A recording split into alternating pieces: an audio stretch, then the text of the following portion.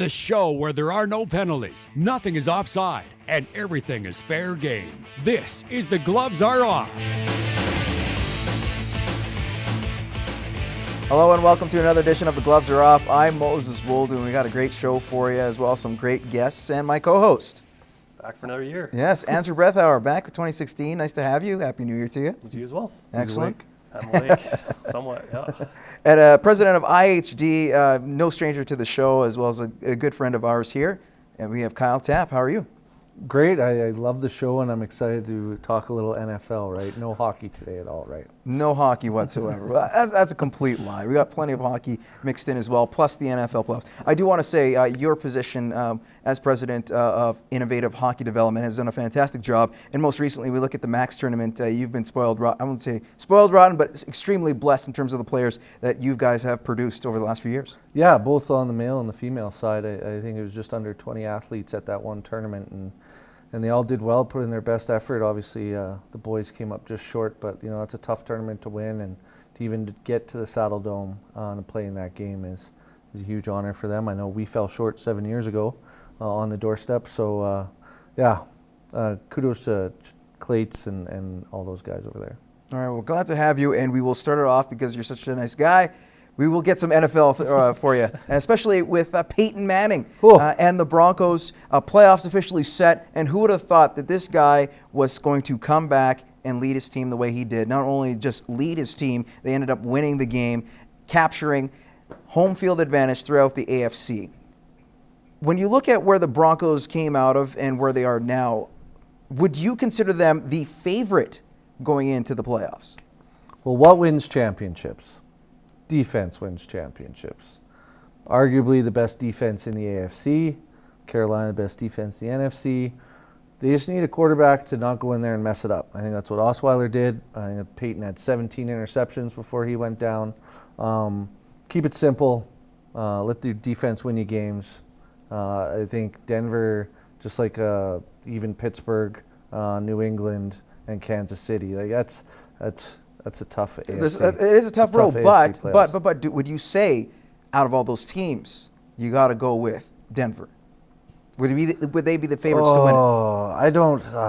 See, I can't go that far because you put Peyton in last game. He came in and saved the day, but Peyton hasn't started a game in how many weeks? I don't even know if he saved the day. Let's just say that drive. They had 5 turnovers going to that third quarter when CJ Anderson fumbled the ball. Did you watch the game? I did see it. It was off a helmet, deflected, hits his arm. It wasn't that bad. Sometimes you still need some of those. It happens. That's what happened to Peyton Manning. Things just weren't working well. Not aside from his throwing those turnovers and throwing those ducks.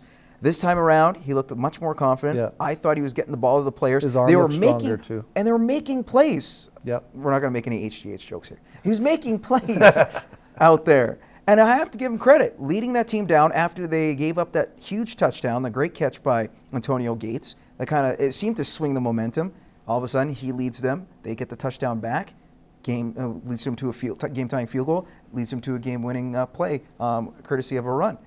I think in this case, with what you coupled with strong defense, I got to go with Denver as the favorites. Would you agree with that, Andrew? I don't. I just don't think, because you're going to have another week off, and then you're going to play a good team as well.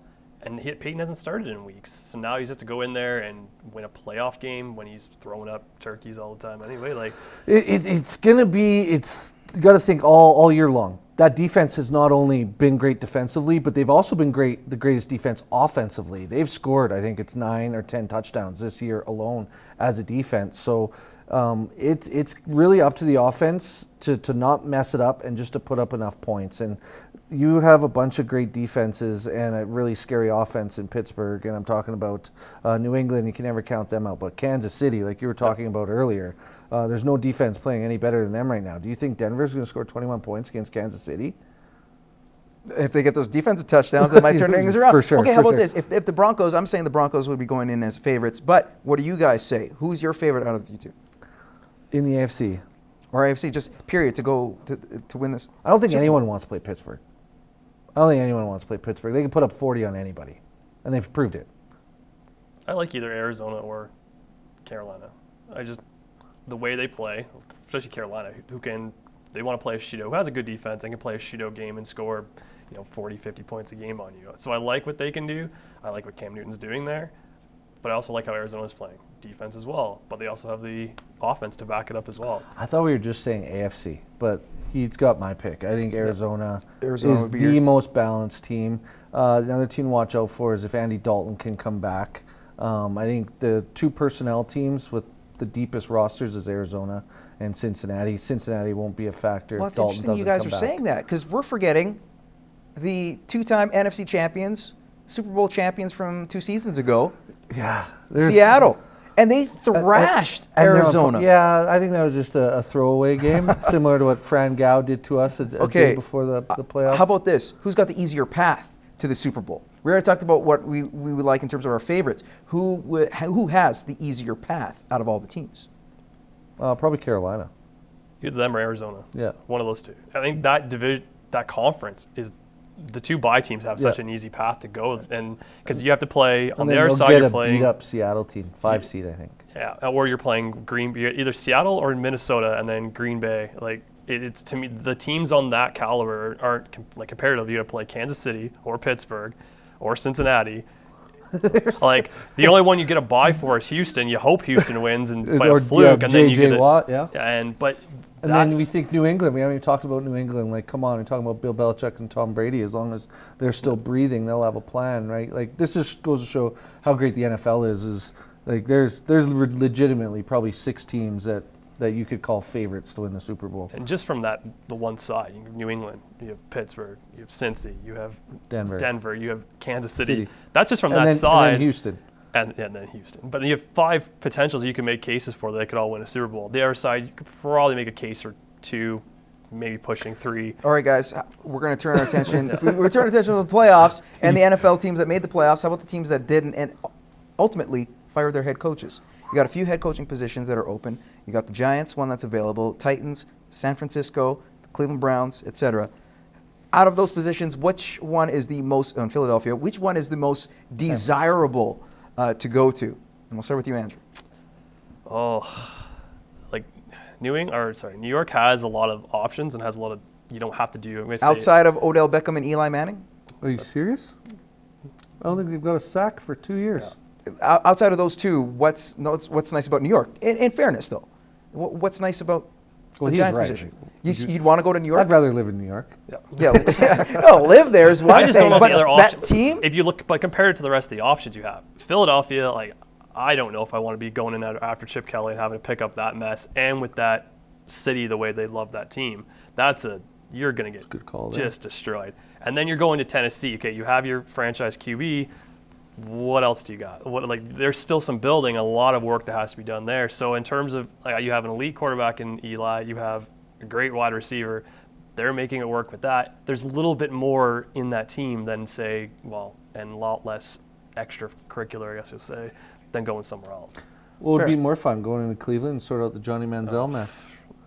Wouldn't that be fun? Well, rumors are saying he wants to go to Dallas.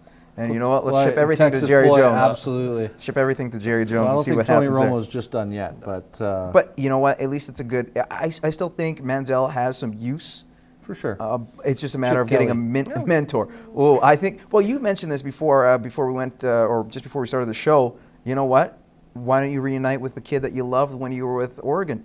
Yeah. Marcus Mariota, who's out in Absolutely. Tennessee, and that's a possible position for him. San Francisco, that might be tough. Rumors Mike Shanahan might be there, but would you want to go there? San Francisco? Yeah. Yeah, why not? Again, Even with all those guys that left, you had a lot of great Pro Bowlers that decided to either retire. It's the San Francisco 49ers. Like there's something to be said in the NFL for history and tradition. And you talk about the 49ers. You can say that about the Browns, and they haven't done much in the last couple of decades. Yeah, but how let's many be Super honest. Bowls have they won? We had a bunch. We would have existence. won a lot more if it wasn't for Art Modell. But I You're a Browns digress. fan? Are I you a digress. Browns fan? Yes, No I am. way. No I way, will. the I dog will say pound. that. That's Oh, yeah. awesome. That's awesome. Yeah, Good for but you. well, I'm a so Bills you- fan. Are you a Bills So, fan? yeah, So you know my pain. Oh, I know. 3 straight Super Bowls. Yeah. And you got For a guy sure. like Rex Ryan who is happy to lead that team to an 8-8. He was way better when he was 300 pounds. I thought. Way better coach. Yeah, well, he still has that big mouth, and we'll see Yeah, what he happens does. in next year. All right, guys, we're going to take a commercial break and return. We're going to talk some hockey, including some trade rumors involving Jonathan Drouin, as well as the World Juniors and Canada's disappointment in Helsinki. Stay tuned.